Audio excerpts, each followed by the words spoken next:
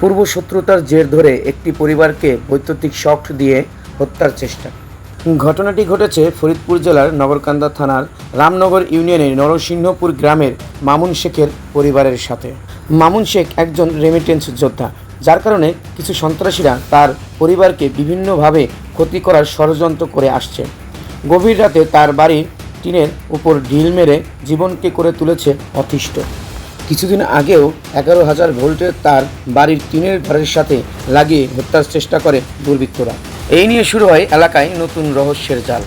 কে বা কাহারা নিজেদের পুরুষার্থ হাসিলের জন্য বারবার হত্যার চেষ্টা করছে তা বুঝতে পারছে না এই নিরীহ পরিবারটি।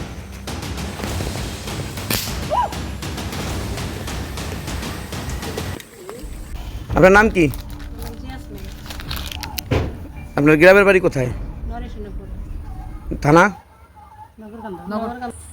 11,000 ভোল্ট থেকে লাইন টাইনে আমাদের ঘরের সাথে পরিকল্পিতভাবে কিছু অজানা শত্রু আমাদের মাইরে ফেলানোর উদ্দেশ্য করে এই তারটা লাগাইছে।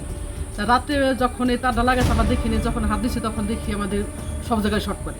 পরে সকালে গেট খুলে বের করার পরে দেখি ওইখান থেকে তার টাইনে ঘরে লাগাইছে। আমরা আশেপাশে যারা ছিল সবাইকে ডাকছি, ডাকার পরে এলাকার মেম্বার ডাকছি, মারবার যারা ছিল তাদের ডাকছি। ডাকার পর তারা পরিকল্পনাভাবে তদন্ত করার জন্য আমাদের একটা আশ্বাস দিচ্ছিল যে আমরা এটা দেখবো কারা করছে, এটা তো আশেপাশের শত্রু, তাছাড়া তো অন্য জায়গা থেকে আসে নাই। তাই এই শত্রুগুলো আমাদের পিছে এখনো লেগে আছে। মাঝে মধ্যে আমাদের বাড়িতে ইটে দেয়, ঢিল দেয় বা অত্যাচারের পারি আমরা আছি। কিন্তু এই ব্যাপারটা আমাদের যে মেম্বার, সে দায়িত্ব নিয়ে সেই দায়িত্ব পালন করতে পারে নাই। সে এখন ব্যর্থ হয়ে আমাদের বলতেছে যে তোমাদের কাজ তোমরা করো, এই ব্যাপারটা আমরা এখন দেখতে পারবো না। কিন্তু তখন বলছিল যে এটা অনটুর ব্যাপার, এটা আমি যে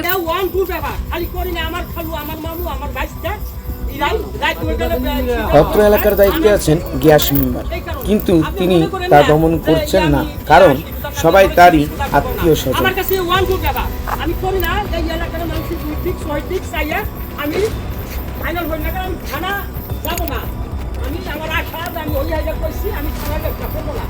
অজানা শত্রু আমাদের আছে, এটা আমাদের জানা ছিল।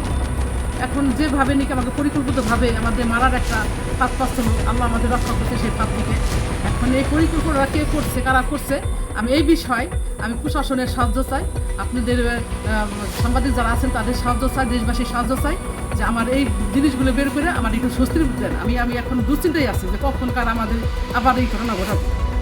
আমরা সবসময় ভয়ের মধ্যে কাজ করতেছি আমাদের, যে কখন এই ঘটনা আবার ঘটায় আমাদের কোনো সময় ঘুমিয়ে হারাম করে ফেলাইছে রাত্রে। এই ব্যাপারটা নিয়ে আমরা নিরাপত্তায় থাকতে চাই।